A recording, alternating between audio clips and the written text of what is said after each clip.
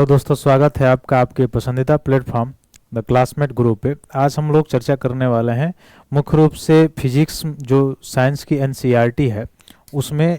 जैसे कि हम लोग पिछले वीडियो में चर्चा किए थे एनसीईआरटी के जो क्लास 6 का जो फिजिक्स है उसमें स्टार्ट किए थे, तो उसमें हम लोगों ने चर्चा किया था मुख्य रूप से कि बल क्या होता है या गति क्या होता है, गति किसे कहते हैं, कौन कौन सी गति होता है, उसके बारे में।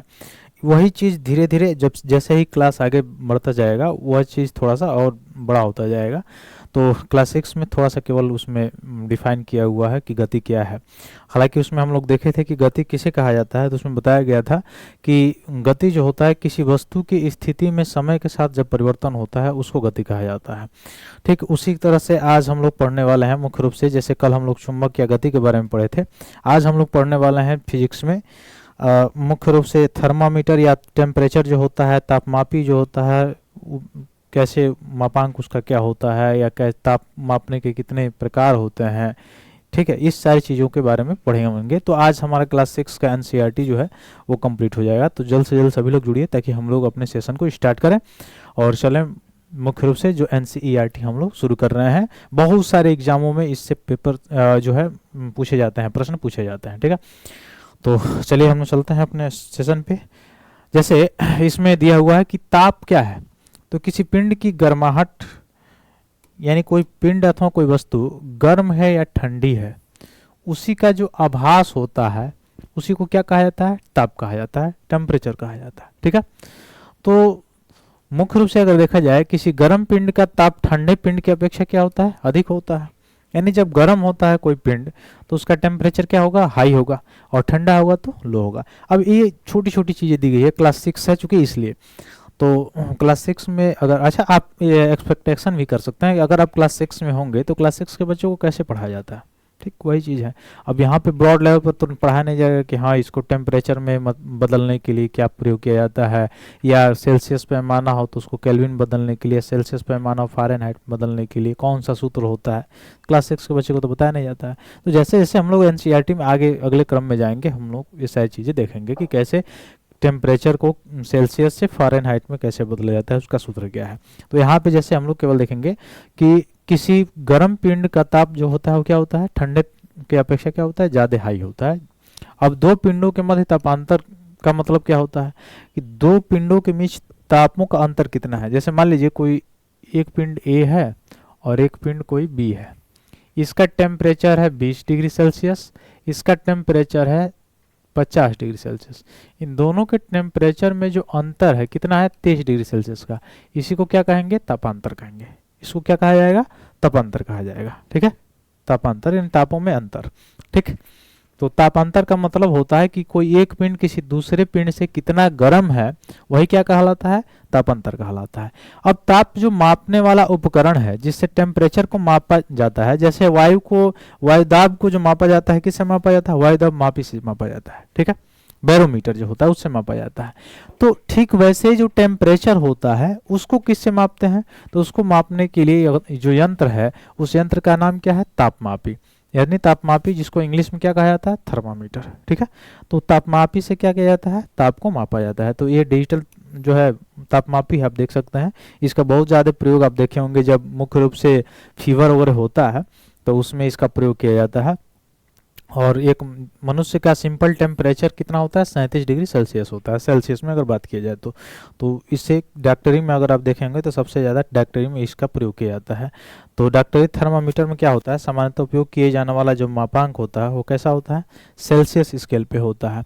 तो तापमापी से तो ताप मापा जाता है, लेकिन ताप मापने का पैमाना भी अलग अलग होता है। जैसे एक होता है डिग्री सेल्सियस, एक होता है केल्विन, एक होता है डिग्री फ़ारेनहाइट। ठीक है, वैसे परम ताप होता है टी। ठीक, अलग अलग होता है। तो जो डॉक्टरी में मापा जाता है वो किससे मापा जाता है, वह सेल्सियस पैमाने से मापा जाता है। और कैसे दर्शाया जाता है, डिग्री सेल्सियस से दर्शाया जाता है। इस चीज़ को भी क्या करेंगे, याद रखेंगे आप लोग। तो शरीर का तापमान मापने के लिए पहले जो आज तो इसका प्रयोग किया जा रहा है, ये जो डिजिटली आप देख रहे होंगे आज इस थर्मामीटर का प्रयोग किया जा रहा है, लेकिन सबसे पहले किसका प्रयोग किया जाता था, इस थर्मामीटर का प्रयोग किया जाता था। अभी इस थर्मामीटर में और जो अभी जो प्रयोग किया जा रहा है इस थर्मामीटर में बहुत अंतर है। डिजिटली है, देख लीजिए डिजिटली है, और ये जो है थर्मामीटर ये कांच का होता था और उसके अंदर एक द्रव भरा होता था, किसका? Hg का। Hg समझ रहे हैं ना, मरकरी, पारा, तो पारा का द्रव भरा होता था। अब पारा क्या है? धातु है। ये है क्या? धातु। और पारा जो है, चूंकि धातु है तो विद्युत का या ऊष्मा का क्या होगा? सुचालक होगा।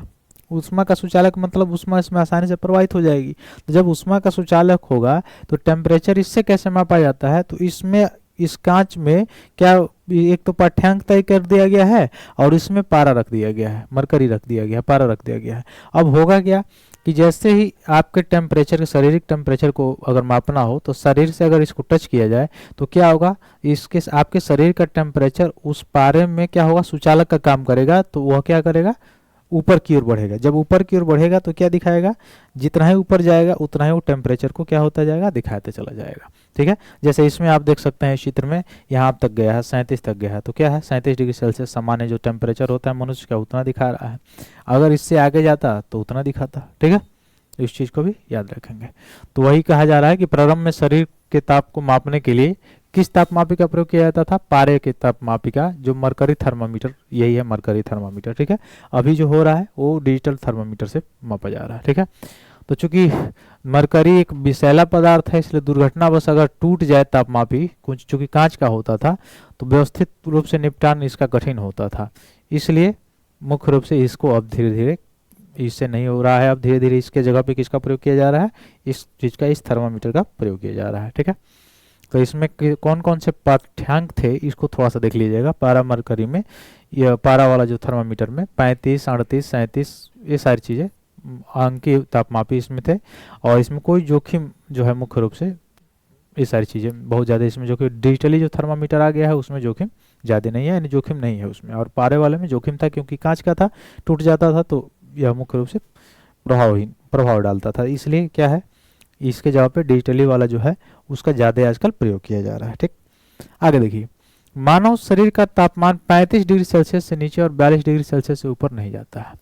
तो ये चीज़ एक याद रखेंगे कि मानव का, मनुष्य का जो टेम्परेचर होता है सामान्यतः 35 डिग्री सेल्सियस से कम और 42 डिग्री सेल्सियस से ऊपर नहीं जा सकता।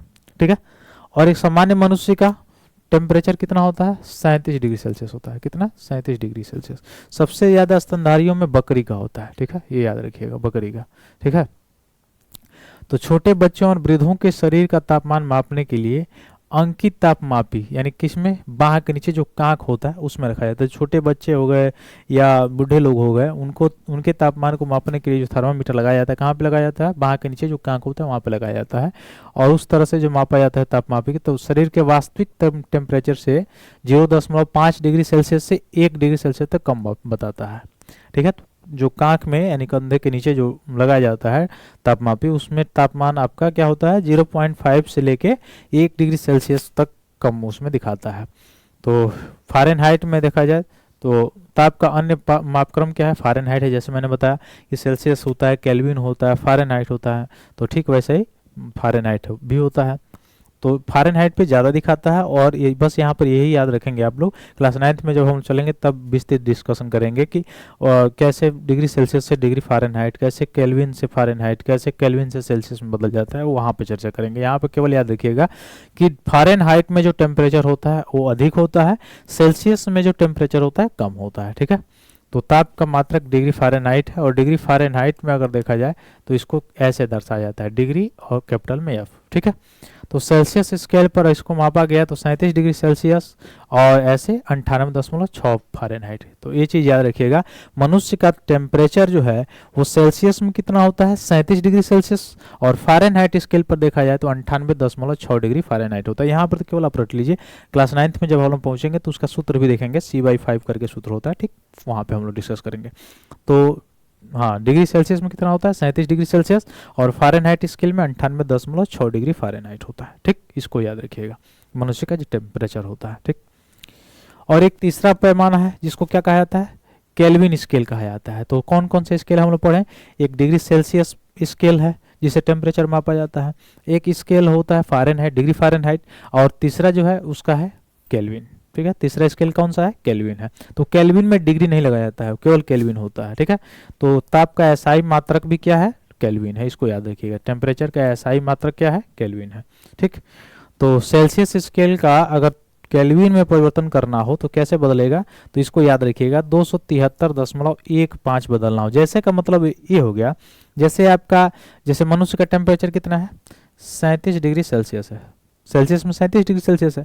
अगर इसको केल्विन में बदला जाए तो क्या करना पड़ेगा 273.15 ऐड करना पड़ेगा। तो ऐड करेंगे तो 15.73 10 7 3 10 11 के 1 हासिल 1 2 1 3 तो क्या हो जाएगा 310.15 केल्विन। कितना होगा 310.15 केल्विन हो जाएगा। ठीक है, तो ये याद रखिएगा कि अगर सेल्सियस डिग्री सेल्सियस को केल्विन में बदलना हो, केल्विन पैमाने में बदलना हो तो क्या करेंगे 273.15 ऐड कर लेंगे। ऐड करने से क्या हो जाएगा सीधे वो केल्विन में परिवर्तित हो जाएगा। ठीक है, और अगर केल्विन में हो और डिग्री सेल्सियस में बदलना हो तो क्या करेंगे, तो माइनस ठीक वही चीज कर लेंगे 273.15 क्या कर लेंगे माइनस करेंगे तो केल्विन से किस में परिवर्तित हो जाएगा आपके सेल्सियस में परिवर्तित हो जाएगा। ठीक है, तो इन दोनों में संबंध यहाँ पे एनसीईआरटी में डायरेक्ट मेंशन है तो इसको याद रखिएगा। तो डिग्री सेल्सियस को केल्विन में बदलते हैं तो 273.15 जोड़ लेते हैं। अच्छा, क्यों जोड़ते क्यों है, उसका कारण यह है क्योंकि 0 डिग्री सेल्सियस 273.15 केल्विन के बराबर होता है। तो दोनों के तापमान को बराबर करने के लिए 273.15 क्या करना पड़ता है, जोड़ना पड़ता है। ठीक है, इसलिए। और वैसे फ़ारेनहाइट में हम लोग देख रहे थे 37 डिग्री सेल्सियस और फ़ारेनहाइट में क्या 98.6 डिग्री फ़ारेनहाइट होता है। ठीक है, आगे चलिए। अगला है वायु का ताप। जो आपका एयर है उसका टेम्परेचर कैसे मापा जाएगा, तो एयर का टेम्परेचर जो मापा जाता है समताप जो तापमापी कक्ष होता है तो इसको मापा जाता है कक्ष तापमापी से। किससे, कक्ष तापमापी से मापा जाता है। तो कक्ष तापमापी में देखिए ये से स्केल होता है सारी चीज़ें। ठीक, अब इसमें लिखा हुआ है 0 10 20 30 40 50 तक, यहाँ भी 120 तक गया हुआ है, प्रेशर है इसका। ठीक, अब ये जहाँ तक बढ़ता है वह इसको इसके पाठ्यांक को क्या करता है दिखाता है। ठीक है, ठीक है, ये सारी चीज़ें याद आ रही होंगी। आगे देखिए, एक थोड़ा से इसमें इफेक्ट था, इसको देख लीजिए। वैज्ञानिक से परिचय, अन्ना मणि, इनको याद रखिएगा, जब एनसीईआरटी में मेंशन है तो याद रखिएगा। अन्ना मणि जो है एक भारतीय वैज्ञानिक थी, भारत की मौसम विदुषी के नाम से जाना जाता है। बहुत ही इंपॉर्टेंट फैक्ट है आपके लिए कि भारत की मौसम विदुषी के नाम से किन्हें जाना जाता है, किन्हें अन्ना मणि को जाना जाता है, किन्हें अन्ना मणि को। ठीक है, तो भारतीय वैज्ञानिक थी, भारत की मौसम विदुषी के नाम से जाना जाता है। कई मौसम मापन उपकरण का आविष्कार इन्होंने किया था, निर्माण भी किया था, और भारत की अन्य राष्ट्रों पर निर्भरता इससे क्या हुई, कम हुई। भारत में पवन ऊर्जा सौर ऊर्जा का जो उपयोग की संभावनाओं जो खोजबीन जो है इन्होंने ही किया था। इससे भारत में नवीकरणीय ऊर्जा के क्षेत्र में विशेष जो है अग्रणी राष्ट्रों में सम्मिलित हो गया। तो इनका बहुत ही बड़ा योगदान है रिन्यूएबल जो एनर्जी है उसमें, और मुख्य रूप से जो मौसम मापन उपकरण है उनके आविष्कार में। इसीलिए इनको भारत की मौसम विदुषी के नाम से भी जाना जाता है, अन्ना मणि जी के। ठीक है, इस चीज़ को याद रखिएगा, बहुत ही इंपॉर्टेंट फैक्ट है, इस चीज़ को याद रखिएगा। आगे देखिए, तो सारांश में अगर देखें तो हम लोग पढ़े थे किसी वस्तु का ताप क्या होता है, क्या बताता है कि वस्तु गर्म है या ठंडी, यानी ताप क्या बताने का काम करता है कि वस्तु ठंडी है कि गर्म है, यह बताता है। ठीक है, सेल्सियस स्केल में सर्वाधिक उपयोग लागे जाने वाला जो है 3 मापक्रम है, वो दूसरा देखा जाए फ़ारेनहाइट स्केल है, तीसरा केल्विन स्केल है, ये हम लोग देखे ही थे। ठीक है, तो डिग्री सेल्सियस में क्या दिखाया जाता है, डिग्री सेल्सियस से दिखाया जाता है। वैसे फ़ारेनहाइट में देखा जाए तो डिग्री फ़ारेनहाइट से दर्शाया जाता है। केल्विन में डिग्री नहीं बल्कि डायरेक्ट के से दर्शाया जाता है, केल्विन होता है। ठीक है, और वैसे ही ताप का एसआई जो मात्रक देखा जाए तो टेम्परेचर का एसआई मात्रक क्या होता है, केल्विन होता है, अर्थात इसको किससे प्रदर्शित करेंगे, के से। और यह भी हम लोगों ने देखा कि अगर डिग्री सेल्सियस है और उसको केल्विन में बदलना हो तो क्या करना पड़ेगा 273.15 ऐड करना पड़ेगा। तो ये ऐड करने से क्या हो जाता है, सीधे सीधे केल्विन में परिवर्तित हो जाता है। वैसे डॉक्टरी थर्मामीटर का प्रयोग देखें तो मानव शरीर का तापमान मापने के लिए किया जाता है। ठीक है, पहले कौन वाला पारा वाला किया जाता था, अब डिजिटली किया जा रहा है। ठीक है, स्वस्थ वयस्क मनुष्य का टेम्परेचर कितना होता है 37 डिग्री सेल्सियस, और फ़ारेनहाइट में याद रखेंगे 98.6 डिग्री फ़ारेनहाइट होता है। ठीक, तो अगर देखा जाए प्रयोगशाला में जो तापमापी होते हैं, टेम्परेचर मापने वाले जो उपकरण होते हैं जो लेबोरेटरी में होता है प्रयोगशाला में, उसका परिसर कितना होता है, तो उसका मापन सीमा या परिसर जो होता है -10 डिग्री सेल्सियस से 110 डिग्री सेल्सियस तक होता है। कहाँ से कहाँ तक? -10 डिग्री सेल्सियस से लेके 110 डिग्री सेल्सियस तक। तो इसको बहुत ही इंपॉर्टेंट फैक्ट है, इसको याद रखिएगा। -10 डिग्री सेल्सियस से लेके 110 डिग्री सेल्सियस तक के बीच का परिसर होता है प्रयोगशाला के जो तापमापी होते हैं उनका। अब देखिए, ये है आपका प्रश्न जो हम लोगों ने आज डिस्कशन किया, उस पे आधारित एमसीक्यू है। इसको आप लोग लगाएंगे, आपके एनसीईआरटी में ही दिया गया है, ठीक है। तो इस प्रश्न का उत्तर बताएंगे आप लोग। प्रश्न आपका क्या है? प्रश्न है किसी स्वस्थ मानव शरीर का सामान्य ताप कितना लगभग होता है, यानी स्वस्थ मानव शरीर है तो तापमान कितना होगा। देखिए, पहला है 98.6 डिग्री सेल्सियस, दूसरा है 37.0 डिग्री सेल्सियस, तीसरा है 32.0 डिग्री सेल्सियस और चौथा है 27.0 डिग्री सेल्सियस। तो कौन सा ऑप्शन आपके लिए सही है, बताइए कौन सा ऑप्शन सही होगा, बताइए कौन सा ऑप्शन सही है। देखिए, 98.6 डिग्री फ़ारेनहाइट होता तब तो ये ऑप्शन सही हो जाता, लेकिन फ़ारेनहाइट है नहीं, सेल्सियस में है। तो कौन सा होगा? 37 डिग्री सेल्सियस। और केल्विन में अगर बोला होता तो 37 में क्या जोड़ देंगे? 273। 37 में क्या जोड़ेंगे?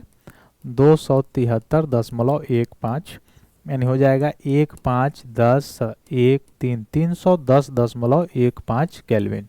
केल्विन में पूछेगा तो कौन सा ऑप्शन आपका सही हो जाएगा? ऑप्शन नंबर जो बी है वो क्या हो जाएगा? सही हो जाएगा, ख। ठीक। अगला प्रश्न देखिए, अगला प्रश्न क्या है? 37 डिग्री सेल्सियस किसके समान है?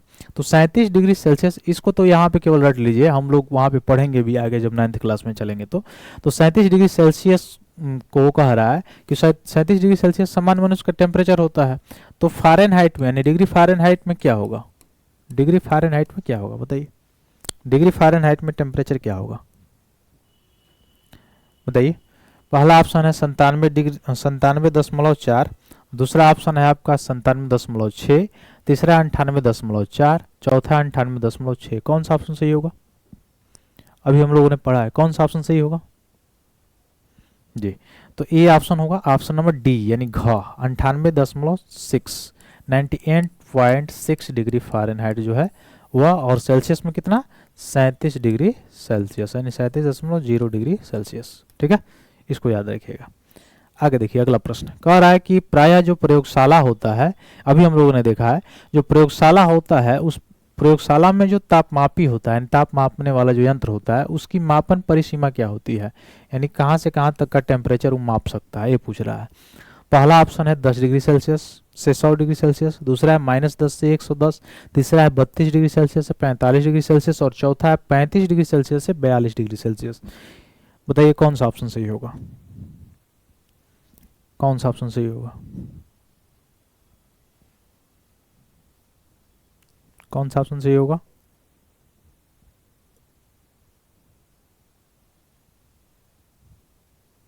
नहीं, ये नहीं है। कौन सा ऑप्शन सही होगा? -10 से 110। तो इसको याद रखिएगा प्रयोगशाला में। देखिए, अभी हम लोग बताए, अभी हम लोग चर्चा भी किए यहाँ पे सारांश में हम लोग देखे थे मुख्य रूप से, क्या देखे थे, देखिए यहाँ पे मैं बताया था कि प्रयोगशाला में जो तापमापी होता है उनका ताप परिसर कितना होता है? -10 डिग्री सेल्सियस से 110 डिग्री सेल्सियस, ठीक है। तो कौन सा ऑप्शन सही हुआ हमारा?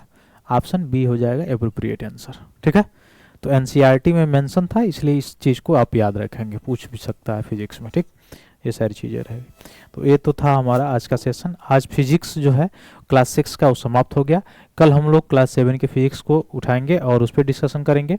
फिर उसके बाद से परसों जो है, यानी उसके नेक्स्ट डे जो है, हम लोग क्लास 8 का जो फिजिक्स है उसको डिस्कशन करेंगे और तब सीधे क्लास 9 पे चलेंगे। तो क्लास 9 का जो फिजिक्स है उस पर 3 दिन लगेंगे, 3 से 4 दिन लगेंगे, और क्लास 10th वाले में थोड़ा सा उससे ज़्यादा दिन लगेगा, 5-6 दिन लगेगा, और पूरा आपका जो है फिजिक्स जो है कंप्लीट हो जाएगा एनसीईआरटी, ठीक है। तो ये सारी चीज़ें आपको समझ में आ रही होंगी। ज़्यादा से ज़्यादा सब्सक्राइब कीजिए, लाइक कीजिए और शेयर कीजिए, ठीक है। तो मिलते हैं फिर नेक्स्ट डे अपने अगले क्लास में। तब तक के लिए बहुत बहुत धन्यवाद दोस्तों। जय हिंद।